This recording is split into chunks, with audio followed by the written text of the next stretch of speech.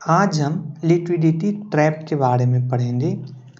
तो उस liquidity trap को समझने से पहले हम समझते हैं इंटरेस्ट और लिक्विडिटी प्रेफरेंस में क्या रिलेशन है। लिक्विडिटी प्रेफरेंस मतलब हम कितना मनी का डिमांड करते हैं, ये होता है। तो ये मनी का डिमांड 3 कारणों से होता है, हमने पीछे के लेक्चर में बताया है। और इसका फंक्शन कुछ इस तरह होता है। लिक्विडिटी का डिमांड का जो फंक्शन होता है वो कुछ इस तरह होता है। तो हम ये समझाते हैं सबसे पहले ये। तो देखिए कि मनी का डिमांड हमेशा 3 कारणों से होता है। एक होता है ट्रांजेक्शनल पर्पस से, ट्रांजेक्शनल मतलब खरीद बिक्री के पर्पस से। दूसरा पर्पस होता है प्रिकॉशनरी पर्पस से। प्रिकॉशनरी पर्पस मतलब हुआ कि रिस्क कवर करने के लिए, जैसे आपका ज़्यादा इनकम हो गया है तो आप सिक्योरिटी गार्ड रखने लगते हैं, तो आप उसी तरह कुछ पैसा रखते हैं। और तीसरा पर्पस होता है स्पेकुलेटिव डिमांड के कारण हम मनी का डिमांड करते हैं। तो ये दोनों इनकम पे डिपेंड करता है और ये स्पेकुलेटिव डिमांड इंटरेस्ट पर डिपेंड करता है।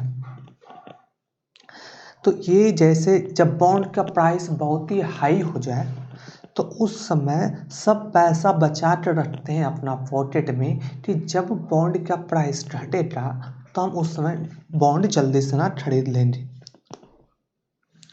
तो देखिए जब बॉन्ड का प्राइस बढ़ जाता है तो उस समय इंटरेस्ट रेट कम हो जाता है। ये सब हमने पिछले लेक्चर में बताया था। यील्ड कम हो जाता है।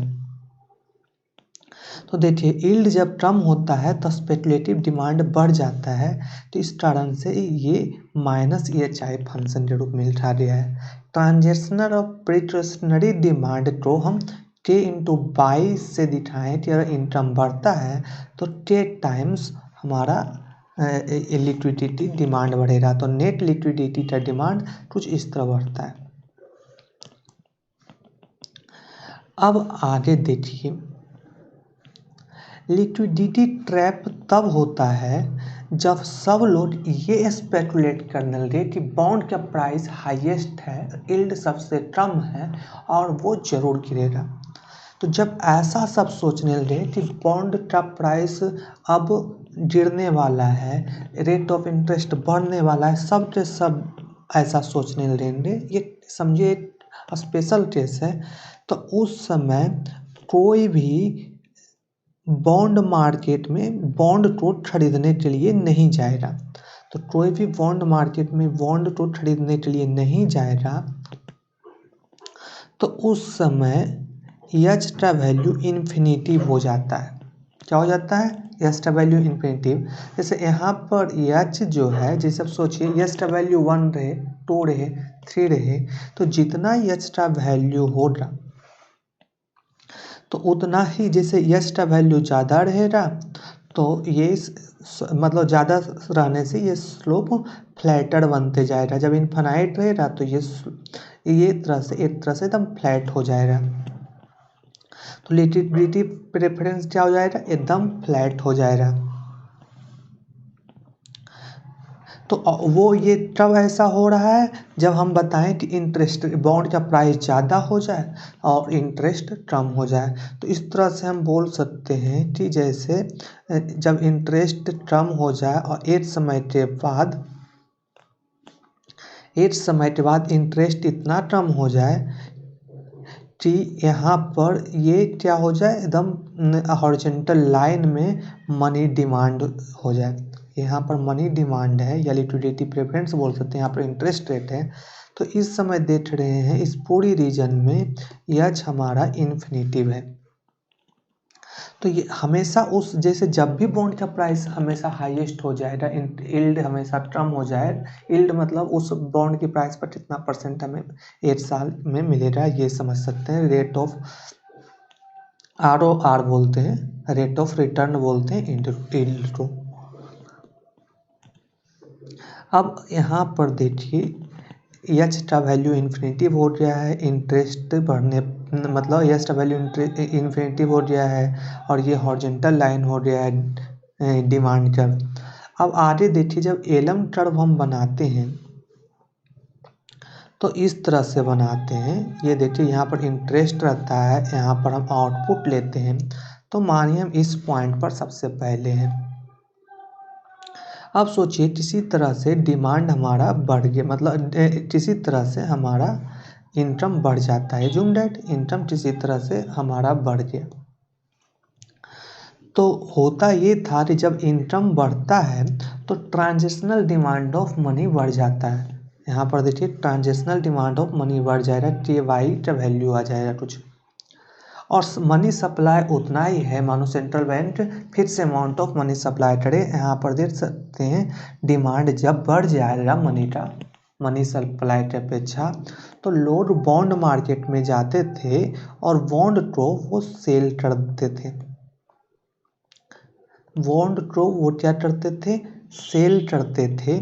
तो बॉन्ड सेल करने से बॉन्ड का प्राइस कम हो जाता था और इंटरेस्ट रेट बढ़ जाता था। बॉन्ड प्राइस कम होता था और इंटरेस्ट रेट बढ़ जाता था। तो एलम कर्व कुछ इस तरह बनता था। यहाँ पर इक्विलिब्रियम स्थापित होता था। एलम कर्व मतलब होता है कि ऐसे आई और बाई का कॉम्बिनेशन जहाँ पर बॉन्ड मार्केट मनी मार्केट दोनों इक्विलिब्रियम पर हो। तो यहाँ पर हमारा देखिए, यहाँ पर जब ये इंटरेस्ट रेट क्या होता था, बढ़ जाता था, बॉन्ड प्राइस घट, जैसे हम सेल करने के लिए जाते थे। जैसे यहाँ शुरुआत से स्टोरी देखते हैं। इनकम हमारा बढ़ा, ट्रांजेक्शनल डिमांड ऑफ मनी बढ़ता है, तो मतलब डिमांड ऑफ मनी बढ़ता है, सप्लाई से ज़्यादा मनी डिमांड हो गया है, तो बॉन्ड मार्केट में सेल करते थे, तो बॉन्ड प्राइस घट जाता था, इंटरेस्ट बढ़ जाता था। जैसे ही इंटरेस्ट बढ़ता था तो उससे प्रीकॉशनरी जो डिमांड होता है मनी का वो घट जाता था, क्योंकि उस समय सब बॉन्ड को प्रेफर करने लगते थे, मनी को कम प्रेफर करने लगते थे।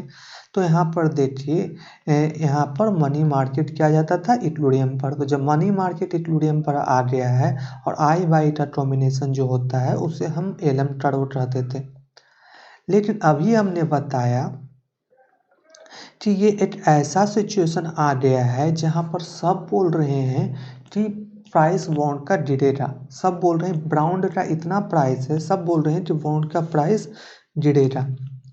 तो उस समय देखिए लोगों को पता है कि मेरा जैसे इनकम बढ़ा, हमारा इनकम जैसे ही बढ़ा, लोगों को पता है तो इनकम बढ़ा, तो यहाँ पर मनी जो मनी सप्लाई से ज़्यादा मनी डिमांड हो गया है। लेकिन लोगों को पता है कि अगर हम जाते हैं बॉन्ड मार्केट में और बेचते हैं तो उसे कोई खरीदार ही नहीं मिलेगा, क्योंकि कोई ऐसा मार्केट में सोच ही नहीं रहा है कि बॉन्ड का प्राइस बढ़ेगा।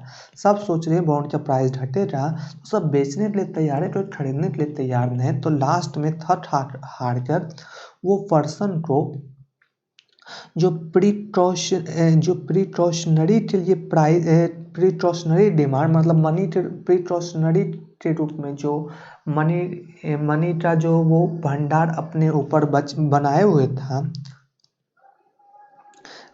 जो प्रीकॉशनरी मनी डिमांड था, उसी में से कुछ कम करेगा और उसी के मदद से वो ट्रांजेक्शनल पर्पस के लिए उसे इस्तेमाल करेगा।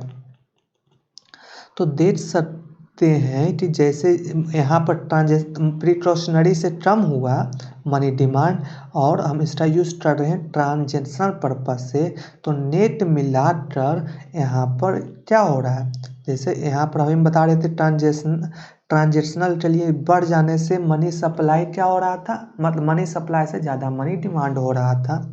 लेकिन जैसे ही प्रिकॉशनरी पर्पज से कम होता है और वो इसमें चला जाता है, ट्रांजेक्शनल में यूज होने लगता है, तो मनी सप्लाई मनी डिमांड के इक्वल हो जाता है। तो इस तरह से यहाँ पर इक्विलिब्रियम आ जाता है मनी मार्केट में। तो ये I1 है और ये बाय1 है, ये बाय2 है। जहाँ पर मनी मार्केट इक्विलिब्रियम में है तो उस समय आई बाई के कॉम्बिनेशन को हम एलम कर्व बोलते हैं। तो इस कारण से हमारा एलम कर्व जो है वो भी हॉरिजॉन्टल होता है। एलम कर्व हॉरिजॉन्टल होता है लिक्विडिटी ट्रैप में। अब हम आगे देखते हैं तो जैसे अब हम यहाँ पर इंटरेस्ट रेट है और यहाँ पर आउटपुट है। तो अभी हमने देखा एलएम कर्व कुछ इस तरह आ रहा है हॉरिजॉन्टल है, और आईएस कर्व मान लीजिए इस पॉइंट पर इक्विलिब्रियम स्थापित हो रहा है। ये एलएम कर्व है, ये आईएस कर्व है। तो हम देख सकते हैं इक्विलिब्रियम आउटपुट और इंटरेस्ट रेट यहाँ आ रहा है। अब मानिए गवर्नमेंट एक्सपेंडिचर बढ़ा देता है, गवर्नमेंट एक्सपेंडिचर बढ़ा देता है तो देखिए क्या हो रहा है। देखिए एलएम कर्व और आईएस कर्व हम न्यूटन्स मॉडल में पढ़ते हैं, और न्यूटन्स मॉडल में टेंस का एजुम्पशन है। तो टेंस का एजुम्पशन में कुछ इस तरह एजुम्पशन होता है कि आप जितना डिमांड कीजिएगा उतना ही सप्लाई हो जाता है। तो यहाँ पर देखिए आईएस कर्व क्या होता है ये जानिए। तो आईएस कर्व आई और बाई का वो कॉम्बिनेशन होता है जहाँ पर गुड्स मार्केट इक्विलिब्रियम पर होता है। तो अब मानिए इस पॉइंट पर भी इक्विलिब्रियम पर हो रहा है, इस पॉइंट पर भी इक्विलिब्रियम पर हो रहा है। अब मानिए गवर्नमेंट एक्सपेंडिचर बढ़ा देते हैं, तो गवर्नमेंट जब एक्सपेंडिचर बढ़ा देगा तो उतना ही सप्लाई भी आ जाएगा। तो देख सकते हैं सेम इंटरेस्ट रेट पर इक्विलिब्रियम अब इस पॉइंट पर शिफ्ट हो जाएगा, हाइयर आउटपुट पर शिफ्ट हो जाएगा। क्योंकि गवर्नमेंट एक्सपेंडिचर बढ़ाएगा तो सप्लाई साइड भी उतना प्रोड्यूस कर देते हैं। एक्चुअल में मेनली ये सब जो थ्योरी है ये डिप्रेशन की बात की थ्योरी है। उसमें ये एज्यूम किया गया था जितना आउटपुट रहेगा उतना सप्लाई कुछ देर में अचीव कर ले रहा है, इक्विलिब्रियम अचीव कर ले रहा। तो आईएस कर्व कुछ इस तरह बनता है, गवर्नमेंट एक्सपेंडिचर बढ़ाने पर आईएस कर्व इस तरह यहाँ पर बनेगा, और देख सकते हैं ये बन जाएगा, मतलब राइटवर्ड शिफ्ट होता है। सेम इंटरेस्ट रेट पर आउटपुट बढ़ जाता है। यहाँ पर भी देखिए माने जो इंटरेस्ट रेट यहाँ है तो आउटपुट यहाँ शिफ्ट हो जाएगा, यहाँ पर गुड मार्केट इक्विलिब्रियम पर स्थापित हो रहा। तो देख सकते हैं जहाँ पर आईएस और एलएम कट कर रहा होगा वहाँ पर इक्विलिब्रियम स्थापित हो रहा होगा। तो यहाँ पर देखिए बाय टू लेवल पर इक्विलिब्रियम स्थापित हो रहा है। तो अब आईएसएल मॉडल में समझने की बात है कि लिक्विडिटी ट्रैप में इंटरेस्ट रेट चेंज नहीं हो रहा है। तो जब लिक्विडिटी ट्रैप में इंटरेस्ट रेट चेंज नहीं हो रहा है तो क्राउडिंग आउट नहीं हो रहा। तो यहाँ पर देख सकते हैं कि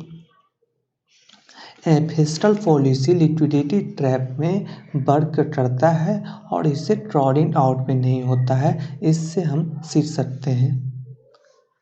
अब हम आगे नेक्स्ट क्लास में देखेंगे कि मॉनेटरी पॉलिसी का इम्पैक्ट लिक्विडिटी ट्रैप में क्या होता है। Thank you.